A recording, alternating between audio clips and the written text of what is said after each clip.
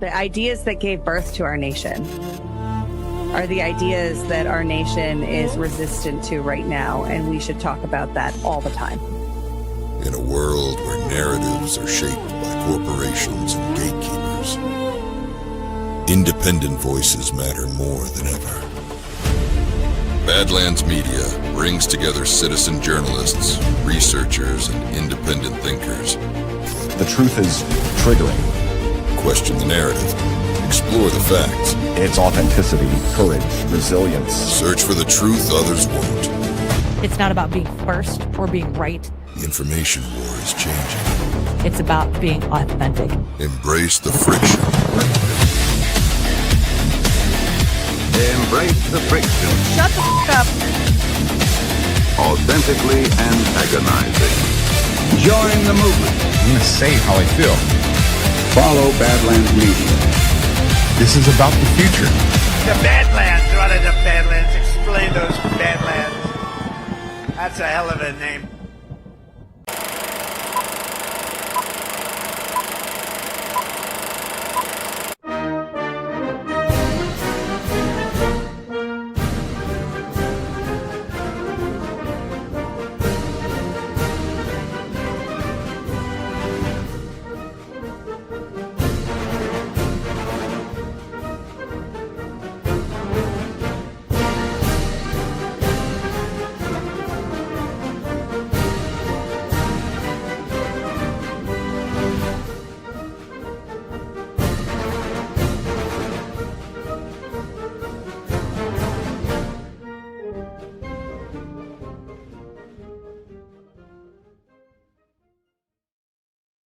All right. Good evening and welcome to the No Treason podcast. This is episode 37, the first one post GART.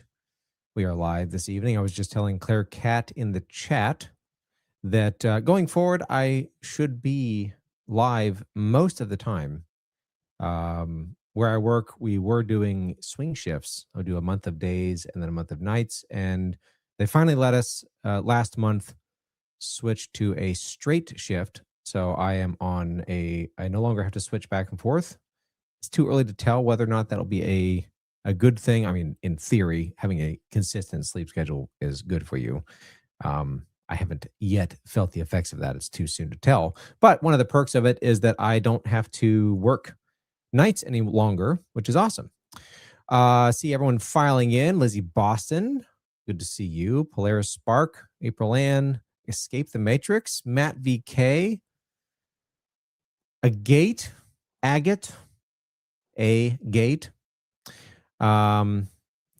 Tracy Nanette says, I'm looking sassy. I am growing my hair out, which is sort of a midlife crisis to some degree. I had seen a picture, I can't remember if I mentioned this or not. I'd seen a picture of me 20 years ago. I had hair past my shoulders. And I found a picture of that and thought, you know what? I will give that a shot again. Heartstop, good to see you. I saw Heartstop in Deadwood along with Claire Cat, Meerkat as well. We got a lot of cats in the chat. But anyway, so yeah, last week was GART Deadwood. Badlands Media descended on the historic streets of Deadwood. There were no whip shenanigans, thankfully. Although after demonstrating the whip on stage, this was during DPH on Saturday night, I demonstrated the whip right that we were raffling off right behind Burning Bright's ear, and he was temporarily induced to recant his former positivity towards slavery. That was a pretty funny moment. But Deadwood was awesome. Zach Payne, I can't thank that guy enough. The Honorable Zach Payne presiding. That was an absolute blast. Claire Cat and Heartstop were both on the jury from the trial by jury experience, which I think overall, from my perspective anyway, that was an absolutely smashing success. It went way better than Ash or I could have hoped. And many thanks to John for putting together the videos. EC was here. He'll probably, if he pops in the chat, he would agree to this. He was telling me that even though he knew it was fake, obviously, that the scenario was too real, and we were laying it on pretty thick, and it was making him feel very uncomfortable because it really is not that difficult to plan ahead. It's like, okay, if we're going to get Badlands indicted under a fake law that makes talking about elections in the way that Badlands typically talks about elections, how would that come about? And it's like, well, they'd steal the midterms, they would impeach and remove Trump, they would get JD signed in, which hat tip to Cece. That was her idea to have Erica Kirk in there. You could tell she was grieving a little bit less because her sparklers were not as sparkly, but yeah, that was just an awesome experience. And I hope now that even through a fun and harmless exercise, everyone who participated and then everyone who watched will remember what it was that we actually demonstrated. That 12 people impaneled on a jury have the tremendous power to hold the line against those who would tyrannize us and deprive us of our rights. And the simple fact of a jury just judging by their conscience and not being held to some bogus law. People would ask what the rules are, and we kept repeating the refrain that the only rule is that you must follow the rules. And the whole purpose behind that was to, in a joking manner, imitate the type of pressure that you're going to feel actually on a jury, because it's even more so in quote unquote real life. And so hopefully just going through the motions helps to reinforce people's minds like, this is what we got. You can read about the founders talking about jury nullification. That is what it's about. It's about putting an end to tyranny through the final tribunal.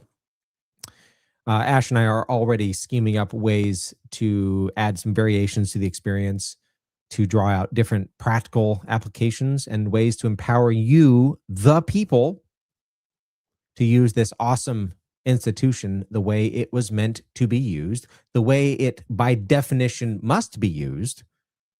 And through that process, we can identify the many ways it has been subverted so that we can determinately take it back. I would say this last GART was my favorite so far, but it's over. Back to real life. And by way of recap for this show, last time we did a deep dive into section 2 and proved that yes, I can make one paragraph last for a full hour. Although such is the nature of Spooner's writing and his depth of thought, it's easy to find a lot of things to talk about in just one paragraph. We discussed the dichotomy between that which is legal and that which is moral. Something illegal is always immoral, but that which is immoral is not always illegal. The morality side is more of the peer-to-peer deprivation of association type of a scenario where you're not really empowered or authorized to use lethal or aggressive force against someone who's just being immoral, but you can certainly withhold your association from them. You can boycott them. You don't have to let them shop in your store. There's a whole range of behaviors that have become the purview of what we would consider today the legal, but they are not they're not the prerogative of the government because they're inherently just social interaction type stuff. For instance, civil rights. If someone wants to be racist and not let black people shop in their store, that's their prerogative. You don't have to go along with it. You don't have to shop at their store. If you don't like what they're doing and they come into your store, they come to your business, they come to whatever, you can refuse them business. That's the freedom of association. And that's a powerful means of a culture maintaining its identity and a culture maintaining its just natural ways of keeping people in line. Even within the context of the church. I mean, that's something that Jesus talks about. You go to if your brother has sinned against you, you go to them first privately, and then you bring some along with you, and then eventually you just say, okay, you're out. Like if you're not going to repent, then you're out. And the whole goal of it, from a Christian perspective, is ultimately to try to get them to come back and in repentance and recognize that there's love and community. But even from that, if you take that side of things away, as a community, we have a lot of power in regulating each other's behavior just simply by boycotting each other. But when we're discussing what the role of the government should be, and what not just what it should be, but what it legally is, and of course, by talking about the government, we're talking about the executioner of whatever the law is. These are persons that are endowed with the authority to rightfully deprive their fellow men of their life, liberty, and property. I always like to bring it back to that so we put things in context. So when we're talking about the government, we're talking about the things that are of a legal nature.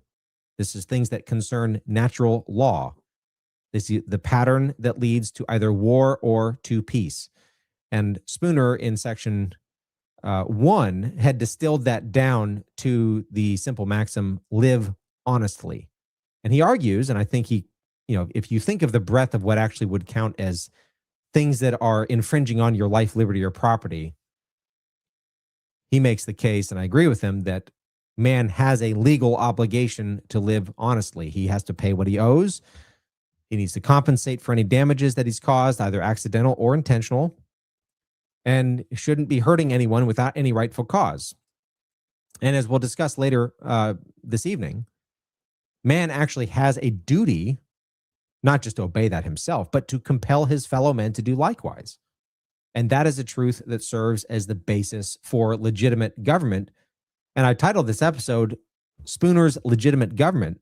And I've been posting a little bit on my Telegram and then on X, formerly Twitter, and my Substack, that Spooner's actually not an anarchist, and neither am I. And we'll get into that later this evening. But first, we have a word from Gold Co. It's officially a new era for gold and silver. Gold has broken $5,000 an ounce, and silver has surged past $100. In 2025 alone, gold jumped 64%, while silver skyrocketed 150%. And with political and economic uncertainty ahead, 2026 could bring even bigger moves. After such a historic run, a pullback is normal. Metals moved fast, so some consolidation is expected, but top analysts are calling for even higher prices. We've seen the first bank failure of 2026, with regulators shutting down Metropolitan Capital Bank and Trust in Chicago. Could more follow? It's no surprise Americans are pulling money from banks and turning to the proven protection of gold and silver. Big news. Gold Co. is celebrating America's 250th anniversary with a limited time bonus. Get up to 10% free gold or silver, plus free storage and a free home safe with a qualifying cash purchase. This offer won't last, so act now. Are we seeing the early signs of another 2008-style crisis? Don't wait for the next shoe to drop. Protect your wealth with precious metals, because in uncertain times, gold and silver shine brightest. Visit badlandsgold.com today for your free 2026 gold and silver kit and bonus buy. That's badlandsgold.com. And Clairecat says that Spooner and I are I being me, are kind of anarchist adjacent, though. And I won't quibble with you on that. But when it comes to good and true government, I'll be standing shoulder to shoulder with that government. It's just finding one of those proves to be a lot more difficult in real life. All right, next up, we have Tamarack Garden. 3 boys taught me 2 things. Summer is an adventure and bugs are relentless. As an herbalist, I know you don't need harsh chemicals to protect your family. Here at Tamarack Garden, we've got you covered with natural sunscreen, mosquito and tick repellent that's even safe for your pets, a salve to draw out bug bites, and soothing sunburn cream, all made with the power of plants. Because we think summer memories should last longer than the bug bites. Tamarack Garden. Protect your family naturally and eat your weeds. Lizzie Boston asked if the trial by jury segment will be available to virtual ticket holders. Right now, it is. There's actually, for the actual jury deliberation part, it's titled the People versus Badlands Media. Other parts of it are kind of interspersed throughout, and I was told that they're going to try to piece it all together as one video. I don't know when that will be done, and I would imagine that's still for virtual ticket holders. I don't know if it'll be made available to everybody, but everyone should see the Honorable Zach Payne. It was a lot of fun. But anyway, also Tamarack Garden, absolutely fantastic people. I got to know them a little bit in Nashville and then spent a lot of time with them this past GART in Deadwood, and they are absolutely terrific people. And Rick and I have shared some shared experiences living over in Africa, so it was kind of fun passing stories back and forth, and just fantastic people. And their products, I've got some of. They gave me some. It's like a lymph node, cleansing kind of thing. And my daughter's been using that. She has some eczema on her hand, and that's been helping her. And she likes the flavor of it. That's often a problem with medicinal types of things, that they either are too sweet or they're just gross. And she actually really enjoys, like, just drops she puts in a glass of water and drinks. Next up, we have Soft Disclosure July 4th edition. Incoming call. Connection established. Ready to proceed. Hey, Brian, this is ZP. I'm on my way. Okay, where are you taking me? Back to the 70s.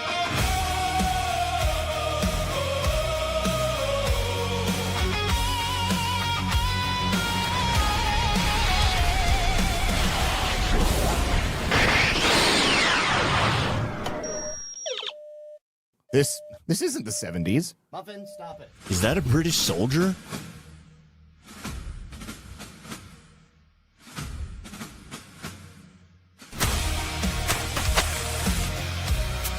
Oh no! My face!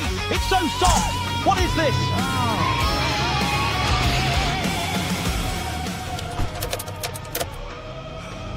While we're here, we might as well have some fun.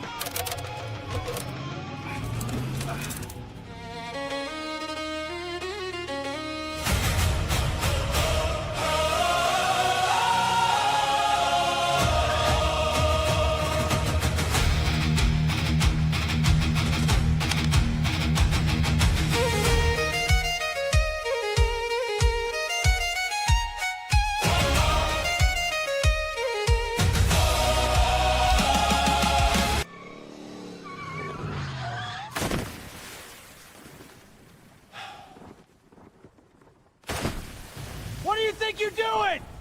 Hey!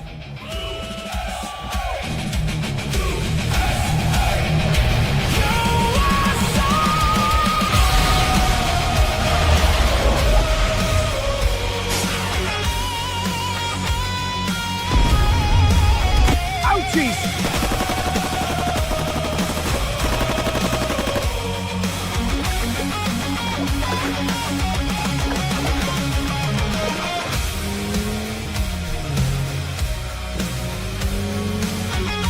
America owes you gentlemen a debt. How may the nation repay you?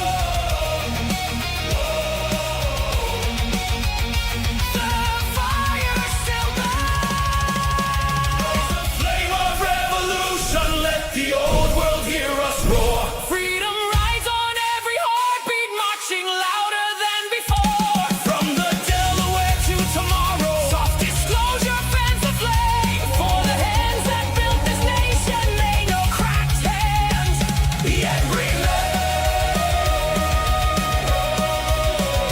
Raise the flame. We rocking Deadwood tonight. Feel the fire, let it burn. Raise the flame.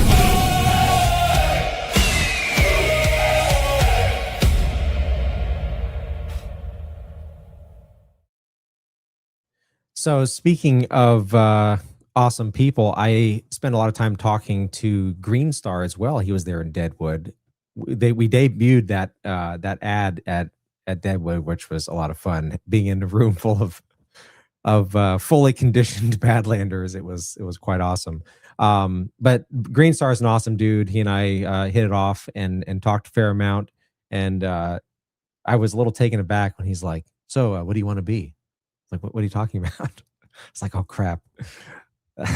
No one is safe from Green Star, although he is an absolutely awesome guy. So there are more commercials in the works. I can't confirm nor deny what they will be, but more than awesome commercials, the products themselves are awesome. I use the beard oil routinely, especially when it's here in Illinois. I came back from Deadwood. It was so lovely weather-wise. I came home and it was mid-90s and super humid. And I used actually the oil in my hair, just kind of, brush it in just to kind of knock down the humidity. It smells wonderful. My hair feels good as a result of that. So I don't just use it in my beard, I use it in my hair. My daughters both use the lotion. My oldest daughter, she likes to use it on her face, and it doesn't give her, weird reactions or anything like that. So the products are awesome. The commercials are awesome. And of course, as you all know, the purchasing those products helps to support Badlands directly. So it's not just a nod or a rant or something. You're supporting the company and getting a good product in return. So that is something you should all make use of. Wonderful stuff. So before we get into the material tonight, I wanted to comment on something specific from the trial by jury experience from this past weekend. Again, thank you to Zach and John and Ash for helping make all that work out. That was a lot of fun. But before we discuss the history of a hung jury, we had a scenario in which essentially the jury was hung, and it was due to some hilarity. People trying to make have fun with it, which was awesome. The jury ended up bribing a Canadian on the jury with with citizenship if he would change his guilty verdict to a not guilty. But we're told that a jury must be unanimous, either guilty or not guilty. That's the way it has played out in this country. But that's not what the original intent was. And if you think about, like, in our current system, going back to the beginning, in a court proceeding, what is the alleged operative principle regarding the accused? The presumption of innocence. So if you take that thought and you play around with it, if in order to be legally acquitted, that a jury must unanimously vote not guilty, which is the current way things are done, what principally does that requirement actually communicate? It communicates that the accused innocence is not presumed, and that they also must prove to a jury that they are in fact innocent by getting all 12 to agree. The burden then is shifted away from the government having to prove guilt. Do you see the disconnect there? You are charged with a crime, you plead not guilty. The government claims that you are guilty, but rather than the government bearing the sole burden of proving to those 12 people that first, the law is valid and should be enforceable, and then secondly, you actually transgressed it, you, the accused, are also burdened with convincing all 12 people that you are in fact innocent. Either you're innocent with respect to the evidence, or you're innocent with respect to the law being actually illegitimate. What happens today is if there is a hung jury, a mistrial is declared, and you are not removed from legal jeopardy as a result. And I would say that that practice is one of the, if not the biggest subversion of the entire process, because it fundamentally contradicts the foundational principle we are told this legal system is built on. It's one of the hallmarks of the American system, presumption of innocence. Deviating from this has been the primary vehicle of weaponizing the legal system, because all you really need to do to destroy someone is just simply accuse them. And then they are perpetually bogged down with legal jeopardy, or the jury just rubber stamps the government's allegations, as we see so often. When it comes to Spooner and the way he approaches these things, do you notice a pattern with his observations, which, immersing myself enough into them, it's become sort of a fluency of mine? And the observation is that the system just does not complement the principles. I would say you should be careful engaging in first principles thinking, because you will find that most things violate them at absolutely every turn. And it's actually surprising to me that Spooner didn't harp on the hung jury concept in his trial by jury essay, because by the time he was writing, the subversion process was already at least 30 years old in this country. And even within the context of English law, those subversions had been in effect for much, much longer. And in looking back on how this was snuck into our system, I discovered a case in 1824 wherein the American version of this modern legal doctrine was planted. And wouldn't you know it, Justice Joseph Story was at the heart of it. This is the same guy that single-handedly destroyed the idea that the jury actually judges the law. This was United States versus Perez in 1824. And the jury was not able to reach a unanimous decision either way. So by modern standards, they were a hung jury. So the court dismissed the jury, but then decided that that dismissal did not constitute any measure of a legal decision regarding the accused case. And there's a quote from Story's opinion. It was short opinion, but this quote, he says, "The prisoner has not been convicted or acquitted and may again be put upon his defense." Just the same way as he did 11 years later, he doesn't provide any legal reasoning. There's no logical argument. Just makes it a declaration, and that became the standard. And it essentially laid the foundation for the government to just essentially keep shuffling the deck until they find a jury that will enforce what it wants, which goes against the very definition of what trial by jury is meant to be. This is maxim by fiat. It's rooted in an intended purpose and paradigm for what government should be in their mind. And just as it was 11 years later when Story decided that juries had no say in what the law should be, he just simply decided to rewrite the rules and completely subvert the true nature of trial by jury, and thus upend its true purpose. This question could have been resolved by the Supreme Court in a 1984 case, Richard versus the United States, but the court opted to ignore it, instead solidifying Story's subversion. And this is a quote from Justice Rehnquist saying, "The protection of the double jeopardy clause by its terms applies only if there has been some event such as an acquittal which terminates the original jeopardy." So that's the only mention of that. And they sidestepped it and just accepted Story's maxim, which had been, of course, by that point, 160 some odd years old. Or I guess right at 160 years. A deadlocked jury is evidence of an acquittal, because under the presumption of innocence, a hung jury means by default there wasn't sufficient evidence to prove beyond a reasonable doubt that the accused was in fact guilty, which means therefore they are innocent, the same way that they were when they walked into the courtroom. The way the legal system has subverted trial by jury is the most infuriating and distressing subversion this country has been subjected to. And why? Because we are talking about the system by which your life, liberty, and property may be taken away from you. With subversions like this, we do not have true trial by jury. We have trial by executioner, trial by government. A hung jury is by default, by logic, an acquittal, because you are innocent until you are proven guilty, period. Anyone arguing otherwise is either a complete and total retard, or they're evil, or maybe a mixture of the two. And this is the type of stuff that makes me say that there's a reason why the main focus in politics today is on participating in fake elections, while they slyly and quietly erode the actual protections of actual liberty where it actually matters, and in a way that elections could never solve by design.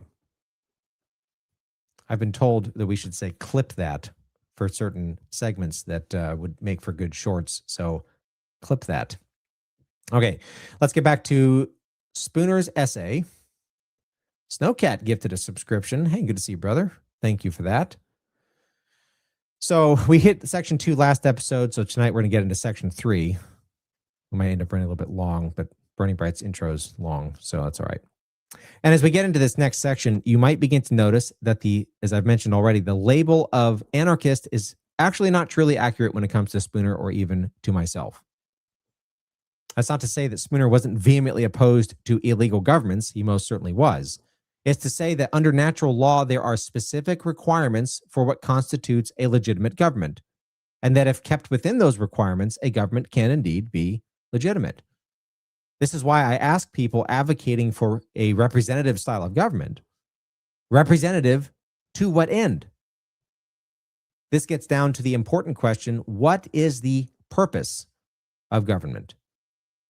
And I would urge you to keep that question in mind as we proceed. Section 3 begins. Well, first, Clairecat asks if we can impeach that loser traitor story posthumously.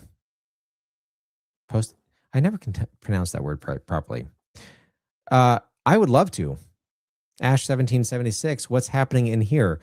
Anarchy is happening in here. True, legitimate anarchy.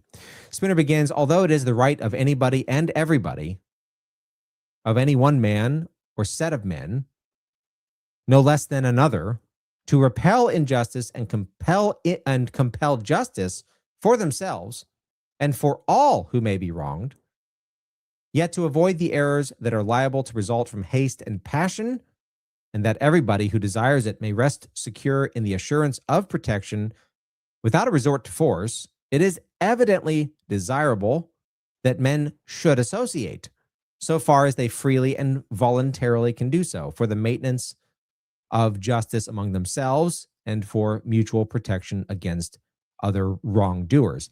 Now, this is echoing a statement that he made in Section 2, which I have a slide of that. In Section 2, he said, but of his legal duty, that is, of his duty to live honestly towards his fellow men not only may judge, but for their own protection must judge. And if need be, they may rightfully compel him to perform it. Spooner is clearly arguing that a man's legal obligation, that is, to live honestly, is the basis for his neighbors to compel him to abide by that standard if he violates it. And then inversely, it is the basis by which he may compel his neighbors to abide by the same standard. I'll make more of this later, but notice that the justification for forcibly defending natural law is necessarily individual. Spooner had written, of any one man or set of men, no less than another, but the basis is of any one man has the right to repel injustice and compel justice. So keep that in the back of your mind, that it is necessarily individual. What else is true government other than the authority combined with the power to compel compliance to natural law? Tyrannical government, which would be false government, Spooner likes to use the phrase despotism. It's the same power of compulsion, but it's in accordance with laws that exceed the rightful authority for any government afforded by natural law. Again, we are talking about the legal justification for depriving you of your life, your liberty, or your property. It's the righteous and justified reason for the executioner, aka the government, to swing the sword. Spooner clearly supports the notion that each man has the sufficient authority to enforce natural law as it pertains to themselves. And then I kind of wondered about this last episode, but because here he argues that this actually extends to anyone they encounter who has rightful claim on justice. He writes, and compelled justice for themselves and for all who may be wronged. And I'd wondered, like, was he referring just to, like, you can enforce your own, but then if you see someone else being, attacked or stolen from, that you don't have the right to compel justice in that case? And here he would say, no, this applies to everybody.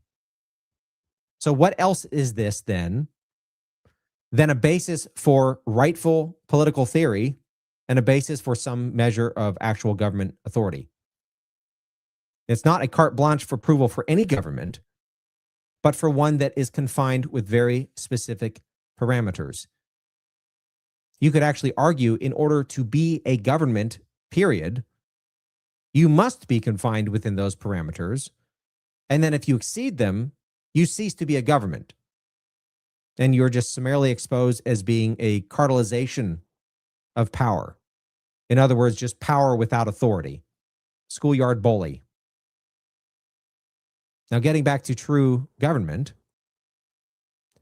notice first that the justification for any government starts with this extremely important truth. Spooner writes, we're going back to that same quote, although it is the right of anybody and everybody, of any one man or set of men, no less than another, to repel injustice and compel justice for themselves.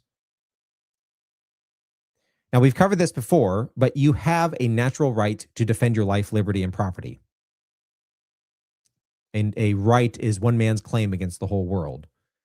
And this includes pursuing any offender and extracting from them that which satisfies the demands of justice.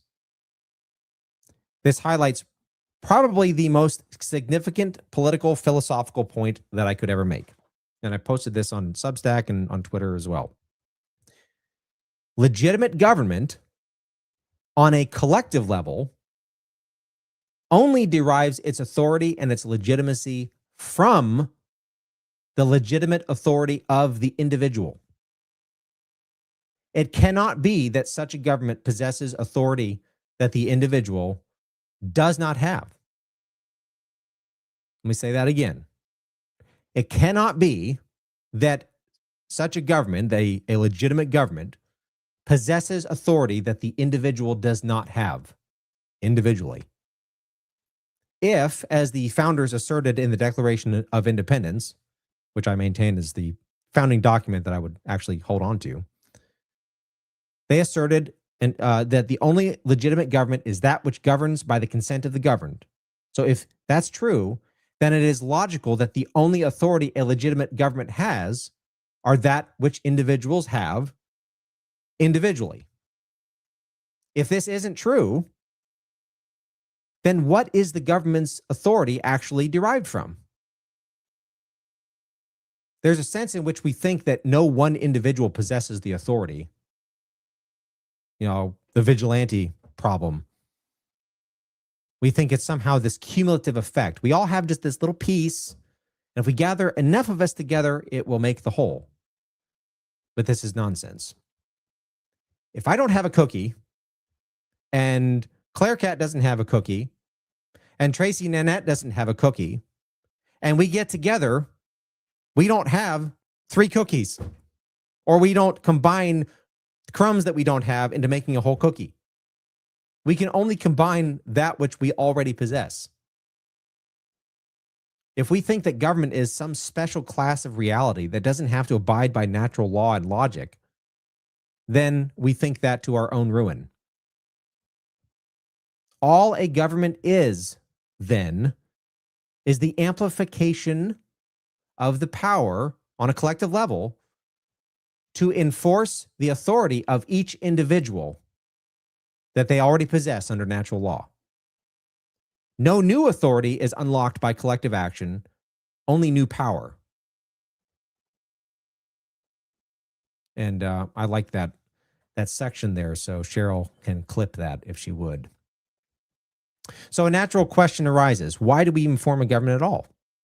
If each individual has the authority to enforce their own natural law, rights, which they have that, well, why would we need to form a government at all? And of course, Spooner, being the man that he is, foresaw this question, and he answers it with this. This is from that first paragraph I've already read. He says, yet to avoid the errors that are liable to result from haste and passion, and that everybody who desires it may rest secure in the assurance of protection without a resort to force, it is evidently desirable that men should associate so far as they freely and voluntarily can do so, for the maintenance of justice among themselves and for mutual protection against other wrongdoers. So Spooner acknowledges that we are prone to passions, or we may be weak and unable to enforce natural law. So it makes sense that we collect combined forces for 2 reasons. One is to limit error, and two is to find safety and strength in numbers. Many hands make light work would be a similar thought. The book of Proverbs even talks about how there is I think Proverbs 14, somewhere in that range, says that in the multitude of counselors there is safety. So we form a government essentially because on an individual level, if someone bigger and stronger than me comes and steals from me, I'm probably not going to be able to enforce justice. I have a right to do so. I have the authority to do so. I just don't have the power. So I get my friends together and we go enact justice. The key with this collection, this formation of association, is freely and voluntarily. The minute the association trespasses those key aspects, it ceases to become to be a government and instead becomes a despotism. It becomes the exact thing that it was established to enforce natural law. It becomes that which needs to be enforced against. Tracy Nanette says, way to go, Jay Drake. You broke chat with cookies. Yes. Cookies are delicious.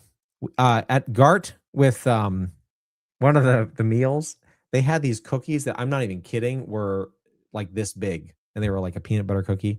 They were pretty good, but I had to try one because when you see a cookie that's that big, you have to try it.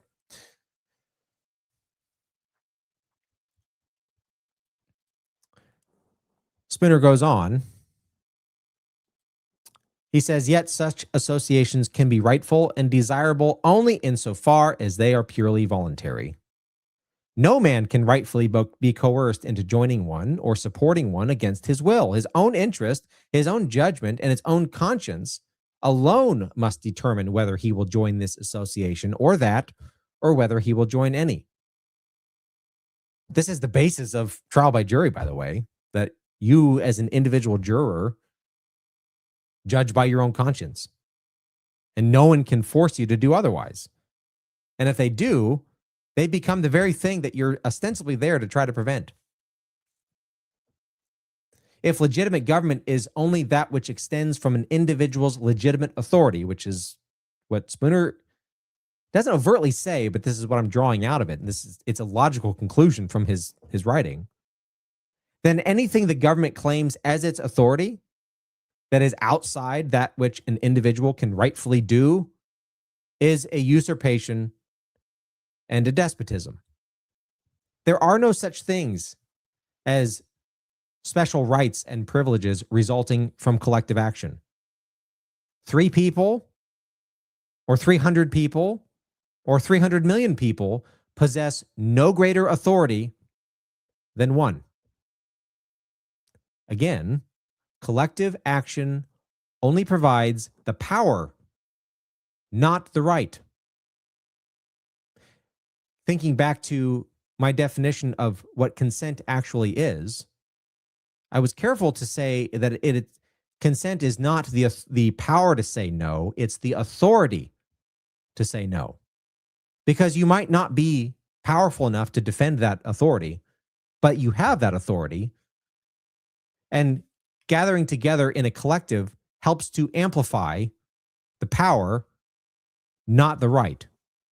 And I don't think that a bigger point could be made really in any political theory than that one. This is about as first principles as you can possibly get when it comes to a coherent political philosophy. But that's just me because that's my own thought. Maybe Cheryl should clip that as well, as I'm tooting my own horn. My great granddad used to say, "Hang your bugle in a tree and let the wind blow it." And I don't play bugle, so I didn't. That didn't really stick in my mind, I guess. But with that in mind, that the authority or the right of a government is predicated solely on the authority or rights of the individual people within its ranks, Spooner writes, if he chooses to depend for the protection of his own rights solely upon himself, and upon such voluntary assistance as other persons may freely offer to him when the necessity for it arises, he has a perfect right to do so. And this, of course, would be a reasonably safe one for him to follow, so long as he himself should manifest the ordinary readiness of mankind in like cases to go to the assistance and defense of injured persons, and should also himself live honestly, hurt no one, and give to everyone his due. For such a man is reasonably sure of always having friends and defenders, enough in case of need, whether he shall have joined any association or not.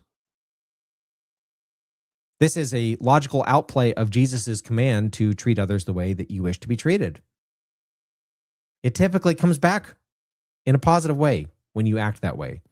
It's not a guarantee, but just in the degree to which there's probabilities within God's sovereignty, if you live according to natural law, in general, you will have friends that will help you. And we can see this dynamic playing out in any community. People who are generous and outgoing and helpful, they're never without friends. Businesses that deal fairly, honestly, and respectfully, they tend to grow and they tend to flourish. This gets down to an aspect of human interaction that transcends any governmental system. The fabric of a community runs deeper than the systems that claim to represent it. It's relationships. It's personal accountability between friends and family and your church. It's a true meritocracy. To think that we can create a system that excludes those things as relevant factors is small-minded at best. And if justice is the goal, which it is, then we should acknowledge that a system that is perpendicular to those factors that actually make or break the cohesiveness of a community will never achieve justice. Because justice, as we shall discover the further we get into this essay, is an immutable concept.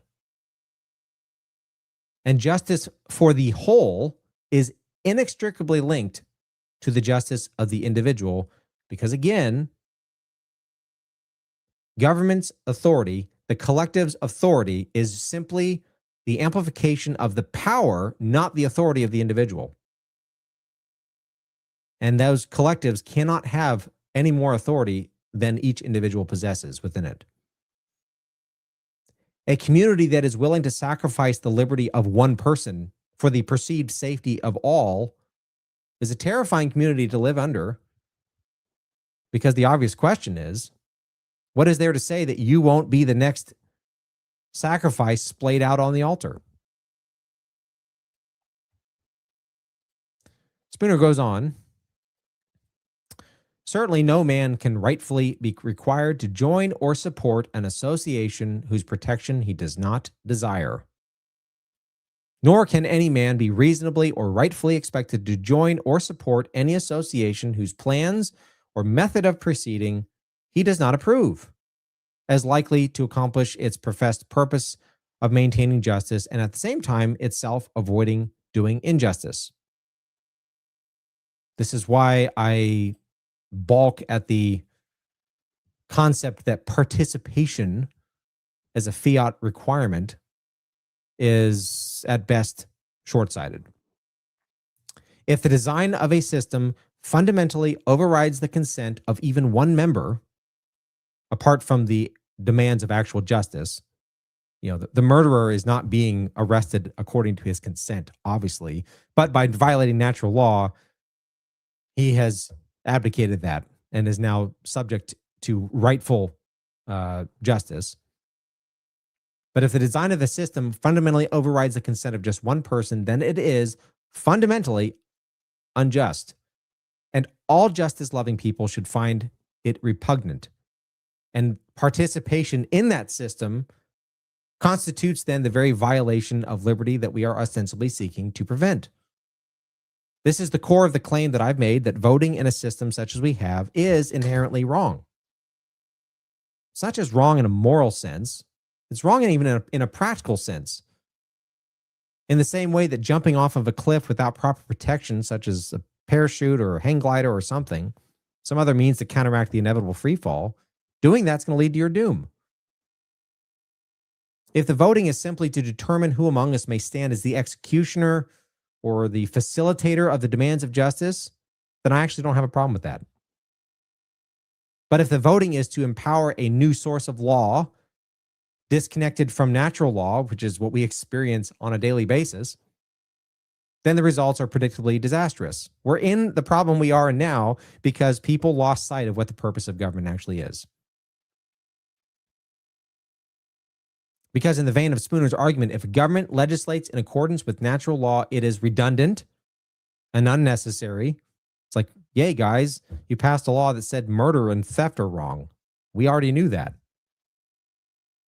And then, of course, if they pass a law that is contrary to natural law, then it's a despotism. Again, just ask whether you individually possess the rights we commonly ascribe to government.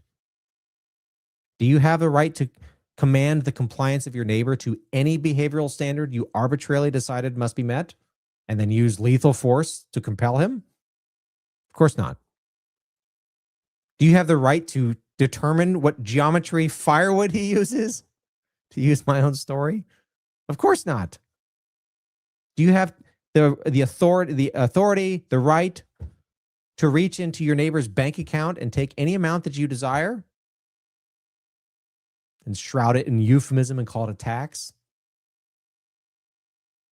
Of course not. That's the natural boundary under thinking through what you personally have the rights to do, the authority to do.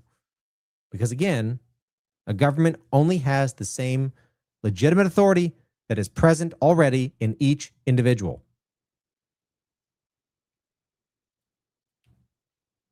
Spooner goes on. To join or support one, that is a government or an association, that would, in his opinion, be inefficient would be absurd. So that's just the practical side of things. Like, why would I want to be a part of an organization that's not transparent with its finances and tends to be really fraudulent with its finances? Spooner calls that absurd. He goes on, to join or support one that, in his opinion, would itself do injustice, that would be criminal.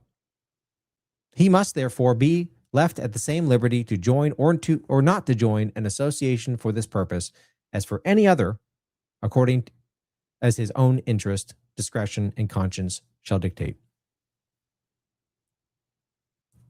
James, the book in the Bible, in chapter 1, verse 20, states that the anger of man does not produce the righteousness of God. A lot of times we get angry over things that we think our anger is justified. But typically in our fallen nature, we, in our anger, end up becoming a worse problem than the one we're trying to solve. And in the same way, if our goal is justice, then using unjust means will never produce it. Participation in injustice, regardless of your motivation, is ultimately unjust. Justice is as much the process as it is the outcome, which means it can only be achieved by just means. And this gets back to the purpose of government. As the Declaration of Independence aptly stated, that to secure these rights, governments are instituted among men, deriving their just powers from the consent of the governed. Not only does this echo the derivation of government powers from the individual, since consent is inherently and definitionally individual, but the founders explained the purpose of government: to secure our natural rights, which is, by definition, justice. Coerced participation, especially if the participation exceeds the demands of justice, is by definition unjust. Spooner wraps up this section by saying, an association for mutual protection against injustice is like an association for mutual protection against fire or shipwreck. And there is no more right or reason in compelling any man to join or support one of these associations against his will, his judgment, or his conscience than there is in compelling him to join or support any other whose benefits, if it offer any, he does not want, or whose purposes or methods he does not approve.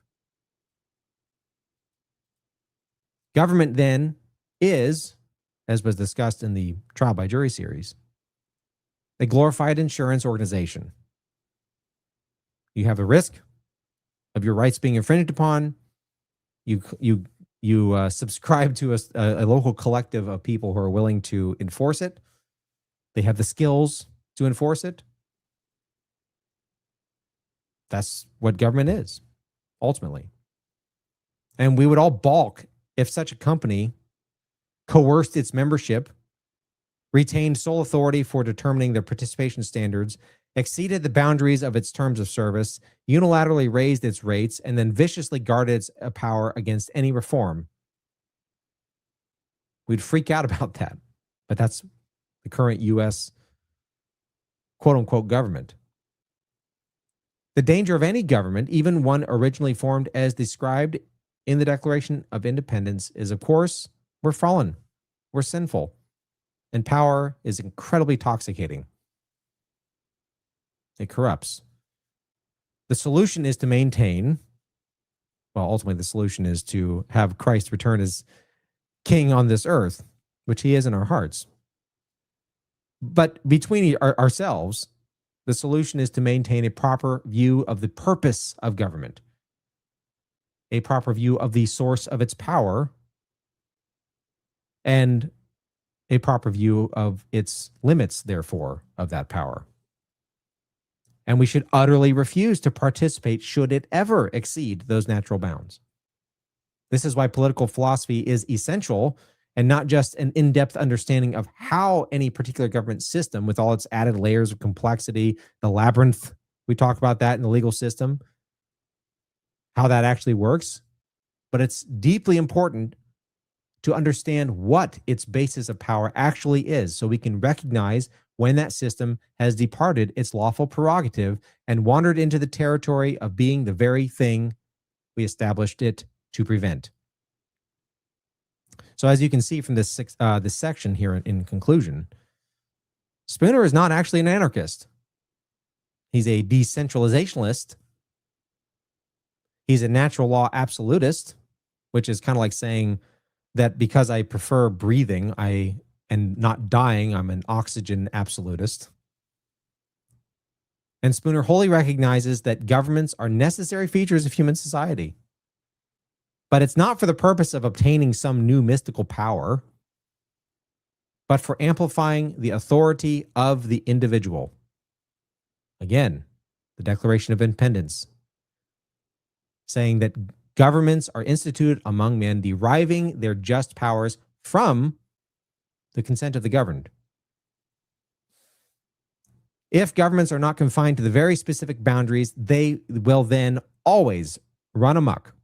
And the manner in which they are formed, the principles on which they are formed, are deeply significant, and an easy tell as to whether or not they will stay the course on their true purpose. If we view the government as simply the glorified executioner that it is meant to be, then I imagine we would look to it less as a solution to our problems than we do now, because kind of like that maxim, when you have a hammer, everything is a nail. Well, when you're the executioner, you're always itching for a chance to swing that sword. And I don't appreciate it when they do that unjustly. All right, looking ahead, next week, we'll go through section 4, wherein Spooner explains the basis of legitimate government, beyond what we've already discussed. And of course, it is the science of justice, natural law. And he goes through, this is where he starts to lay out his argument about how regular common people can draw on their own life experience to understand what justice actually is, and how combined experience through, I like referring to trial by jury as kind of like Spooner's science experiment. We can then triangulate actual justice and approximate protecting everyone else's natural rights. We'll never do it perfectly, and he allows for that. He's not a utopian thinker, although his ideas sometimes rub people that way, Ash. Anyway, I think John is on the narrative tonight, so everyone should go over and harass them profusely. And it's kind of depressing to be back in reality, but I must say it's fun being back and doing the show and back in the swing of things. Tracy Nanette, what is the clip that you play as your outro? Because it's dull, you twiddle, hurt more. That is from Robin Hood, Prince of Thieves. That is, oh, you're right, Ash, it's Zach. The Honorable Zach Payne presiding tonight on the narrative. But yeah, that clip is from Robin Hood, Prince of Thieves. Because the Sheriff of Nottingham is like, I'm going to cut his heart out with a spoon. And then Guy of Gisborne's kind of dumb. He's like, why a spoon? But I digress. Anyway, all right. So go harass the Brights and pay respects to the Honorable Zach Payne. That dude, he just absolutely nailed that and brought out depths of that character that I could not have possibly imagined. It was so perfect. So anyway, all right. I'll see you guys all next week. Take it easy. Why a spoon, cousin?